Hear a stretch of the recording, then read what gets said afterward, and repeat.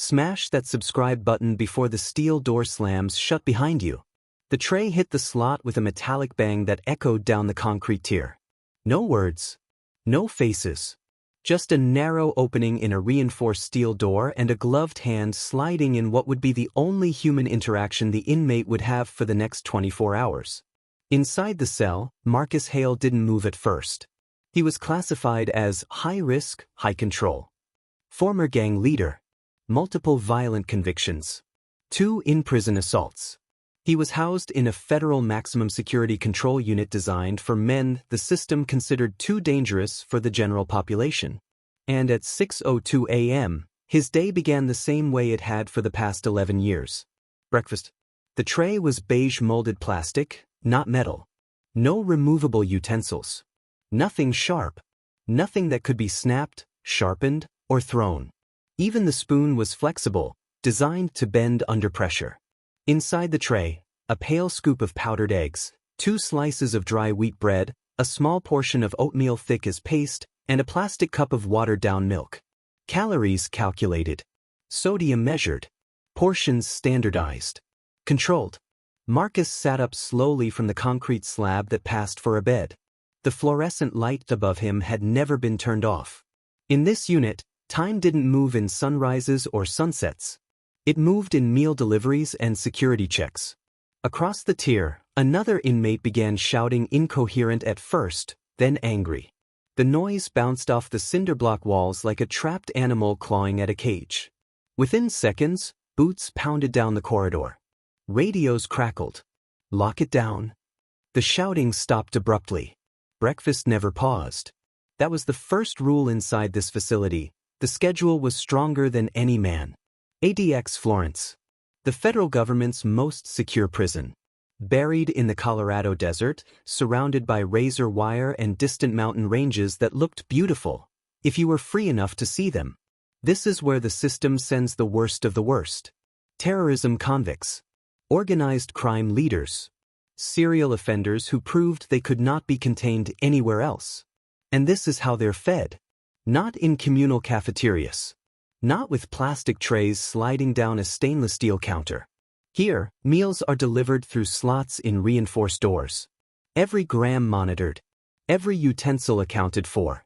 Every movement observed through cameras hidden in smoked glass. Because food, inside these walls, is not just nourishment. It's control. Correctional Officer Daniel Ruiz had worked the control unit for 6 years. He knew which inmates ate immediately and which let their food sit untouched for hours. He knew who saved bread to dry and crumble later, who mixed everything together into a single mass, who refused to eat on protest days. You can tell a lot about a man by how he handles his tray, Ruiz once said during an internal review interview. Food is one of the only choices they've got left. At 6:17 a.m., Marcus began eating. Slow. Mechanical. Eyes on the door. He didn't savor. He consumed. Because in here, survival wasn't about taste. It was about routine. By 11 a.m., lunch was already being prepared in a secured kitchen 2 floors below the housing unit. Inmates assigned to kitchen duty were low risk and constantly supervised. Ingredients were measured with precision scales. Knives were chained. Temperatures logged. Today's menu: processed turkey loaf, overcooked green beans, a small portion of rice, and a single cookie sealed in plastic. No second helpings. No seasoning packets. No customization. The Bureau of Prisons mandated daily caloric ranges to meet nutritional requirements.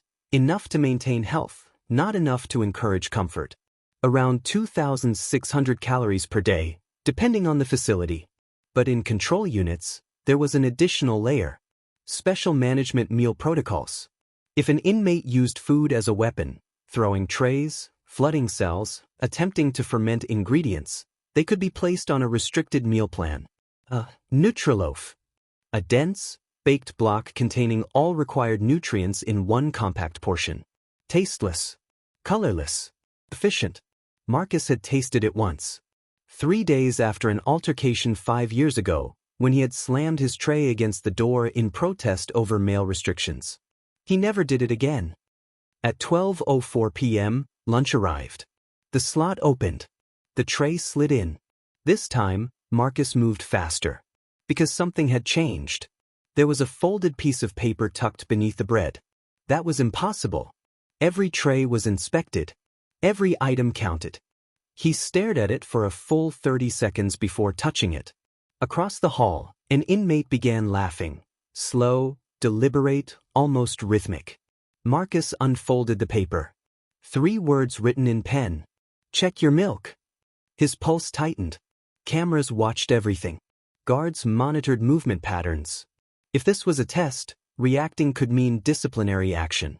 He looked at the milk carton. Unopened. Factory sealed.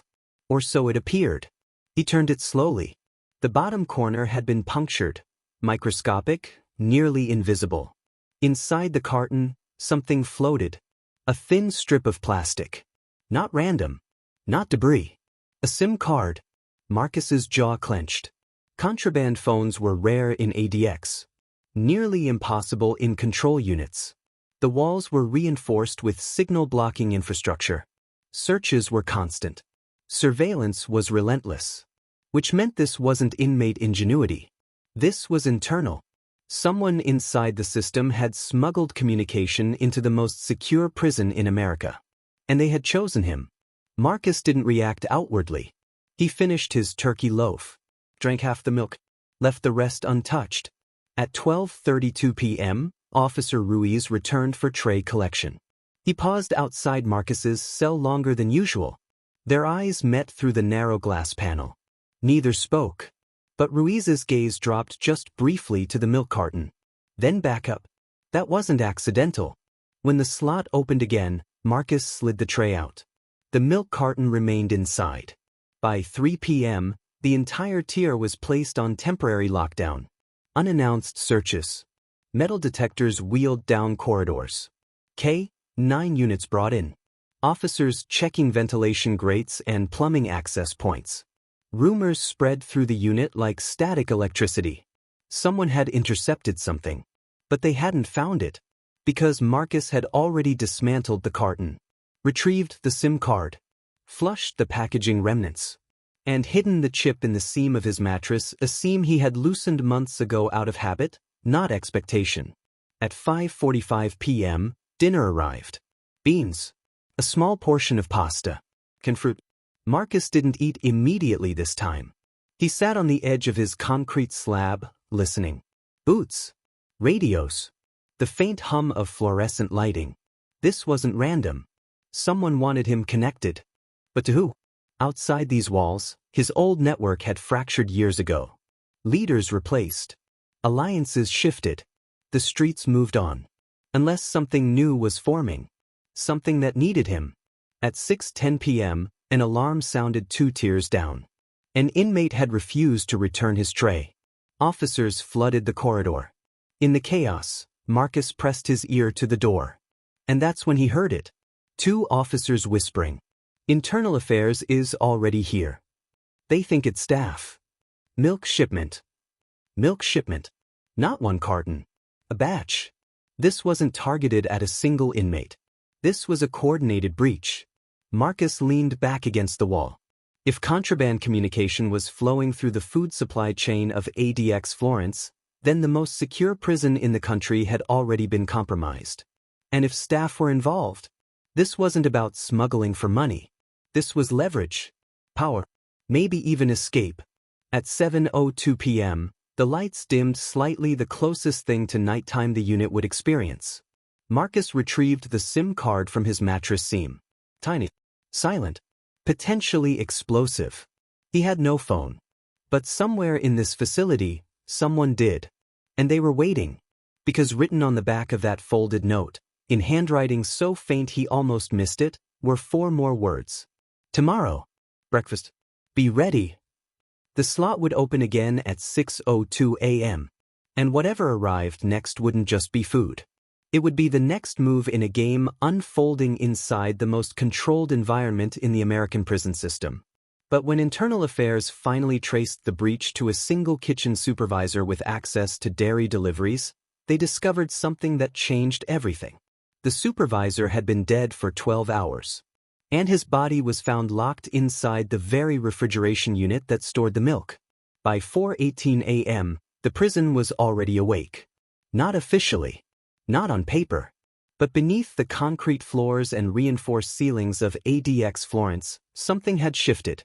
Radios crackled more often. Footsteps moved faster. Doors that normally opened with mechanical indifference now slammed with tension behind them. The refrigeration unit in the secured kitchen was sealed off with yellow evidence tape. Inside, kitchen supervisor Raymond Kessler lay on his back between crates of milk cartons, his skin pale under fluorescent light. No visible trauma. No blood. No sign of a struggle. Just a man who had reported for duty at 5 a.m. the day before and never clocked out. The official cause was not yet determined, but the timing was impossible to ignore. Internal Affairs moved quietly, separating staff into interview rooms, pulling badge access logs, checking surveillance feeds from the loading dock. Every camera angle from the dairy delivery entrance was under review. The problem was this: nothing unusual appeared on the footage. No forced entry. No unauthorized access. No suspicious figures lingering near the milk crates. And yet contraband had entered the most secure prison in America through sealed cartons. At 5:59 a.m., the tier lights brightened. Marcus Hale sat upright before the tray slot opened. He hadn't slept. The words from the note replayed in his head: tomorrow. Breakfast. Be ready. If Kessler was dead, then whoever orchestrated this operation was still active. Still inside. And escalating. The slot clanged open. Breakfast slid through. Eggs. Bread. Milk. Marcus's eyes went straight to the carton. Unopened. Identical to yesterday's. He waited. 5 seconds. 10. Then he picked it up and examined the bottom seam. Nothing. No puncture. No distortion. He set it down slowly. Was it a trap? A test to see if he would react? Across the tier, 2 cells down, a tray crashed against steel. An inmate shouted, "This ain't the same milk." Guards stormed in seconds later. Marcus froze. Through the narrow slit of reinforced glass, he saw Officer Ruiz sprint past. The shouting escalated, then stopped. By 6:14 a.m., the entire range was under emergency protocol. Breakfast trays were being retrieved early. Cell doors remained sealed. Marcus stood as the slot reopened. Ruiz's face appeared briefly in the window, tighter than yesterday. Paler. "Tray," Ruiz said flatly. Marcus slid it out.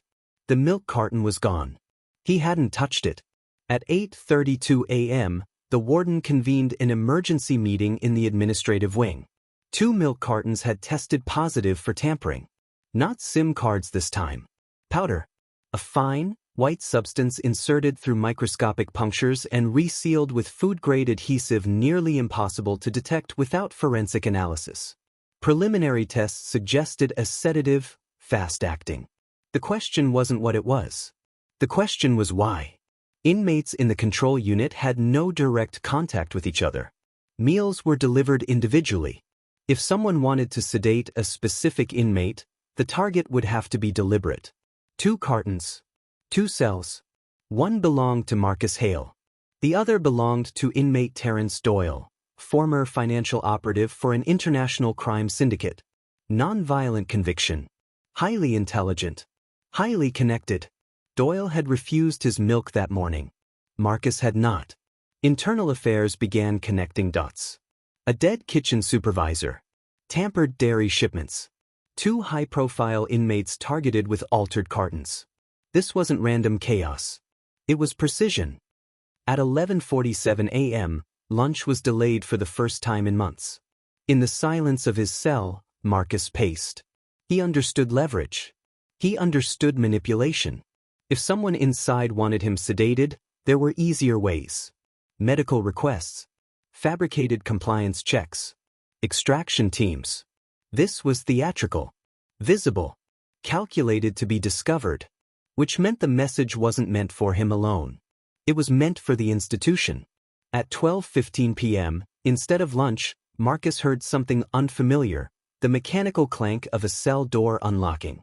That never happened in the control unit without full tactical presence. Boots approached. Step to the back wall. Hands visible. Marcus complied. The door opened. Officer Ruiz entered with 2 additional staff members. No riot gear. No shields. Just tension. You're being relocated temporarily, Ruiz said. For what? Marcus asked. Security review. They cuffed him through the slot first, then secured his ankles. As they escorted him down the tier, Marcus saw something he hadn't seen in years. Another inmate being moved at the same time. Terrence Doyle. Their eyes met briefly across the corridor. Recognition flickered. Not familiarity, calculation. They were taken in opposite directions. Marcus was led into an observation cell in a separate wing, stripped of everything except a concrete slab and a drain in the floor. No mattress. No blanket.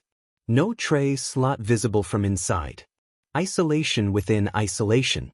Meanwhile, in an interview room 2 floors above, Internal Affairs confronted Officer Ruiz. Badge access logs showed Ruiz had supervised dairy intake the previous afternoon after Kessler had left early, complaining of nausea. Ruiz maintained his composure. Yes, I logged the shipment.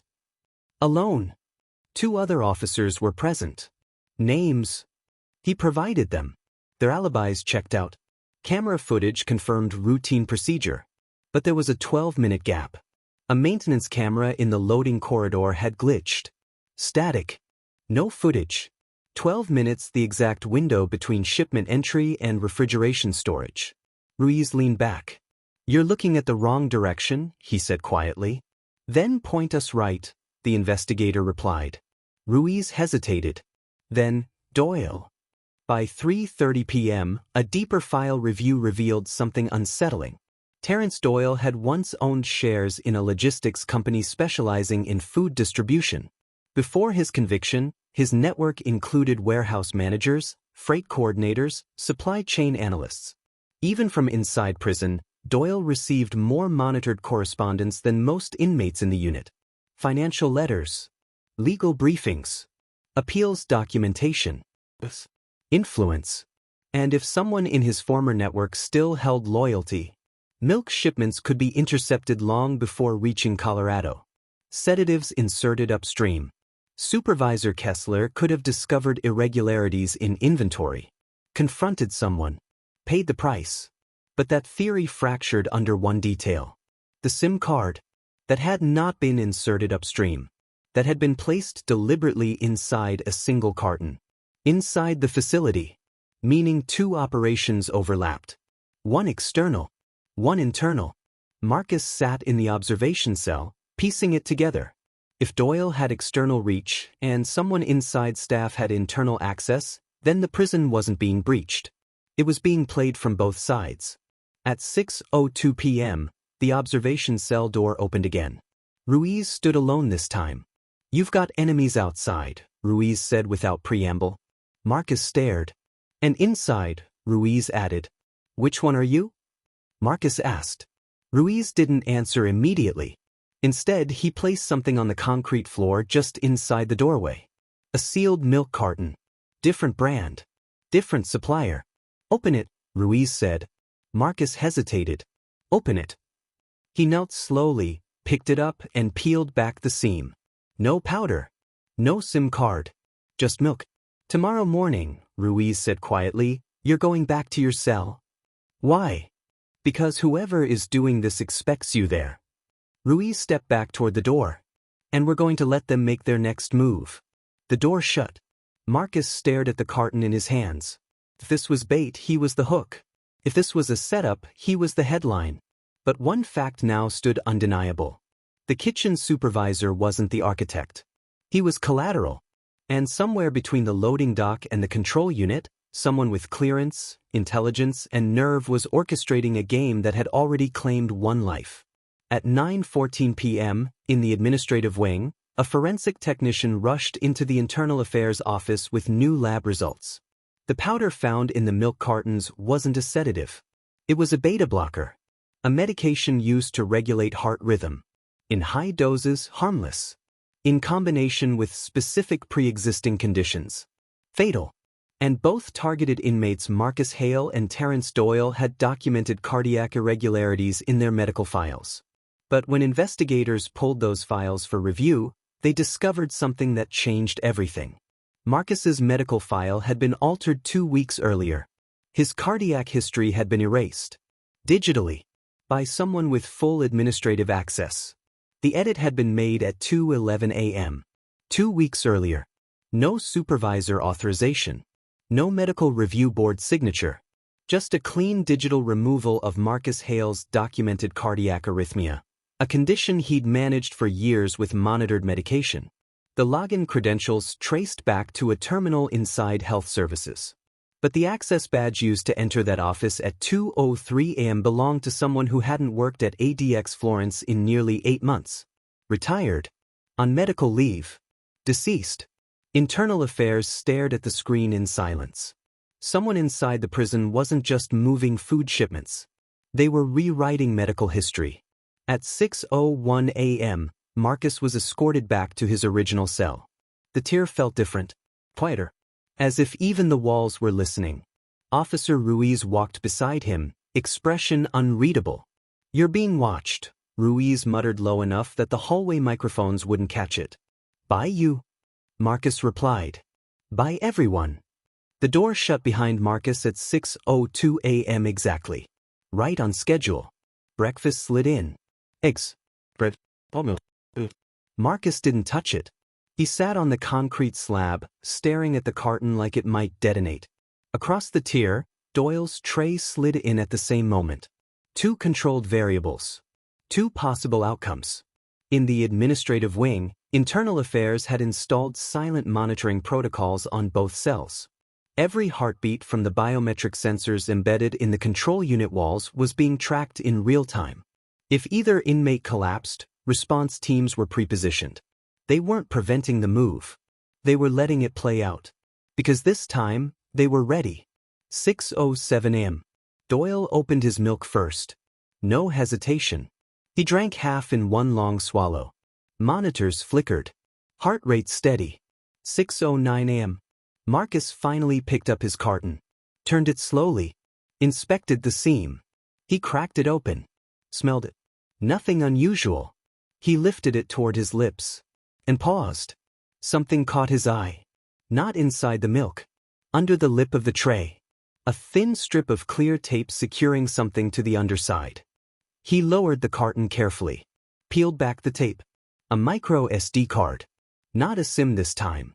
Storage. Data. Marcus slipped it beneath his mattress seam in one fluid motion just as footsteps approached. The slot opened. "Tray check," Ruiz announced. Marcus handed the tray back. Milk unopened. Ruiz's eyes flicked briefly to the tray's underside. Empty. At 9:45 a.m., Internal Affairs made their move. Digital forensics had traced the medical file alteration to a remote access point, not from inside health services, but from a secure administrative VPN login originating outside the prison. Someone with federal-level credentials. Not a rogue guard. Not a kitchen worker. Someone higher. The retired badge used to enter health services? It hadn't physically been used at all. The access logs had been spoofed. This wasn't corruption inside the prison. This was orchestration above it. And it centered on 2 inmates whose deaths could be written off as natural causes. Cardiac failure. Unrelated. But why both? The answer came when investigators cross-referenced sealed federal indictments. Marcus Hale and Terrence Doyle had one overlapping detail buried in separate cases. Both had, years earlier, provided sealed testimony in a federal investigation that never reached trial. An investigation into a private security contractor responsible for food distribution and facility management across multiple federal prisons. The same contractor currently responsible for dairy logistics at ADX Florence. If both inmates were to die quietly, that sealed testimony would die with them. At 12:03 p.m., lunch was delivered. The prison operated like nothing was wrong. But beneath the routine, an arrest warrant was already being drafted. Federal agents were en route, not to the prison, to corporate offices 3 states away. Inside his cell, Marcus waited. He couldn't access the SD card yet. No device. No port. But someone inside expected him to. And someone else wanted him dead before he could. At 2:14 p.m., Officer Ruiz returned alone. If you think this story was intense, you're not ready for the next one. Hit subscribe button, like, and comment before the steel door slams shut behind you.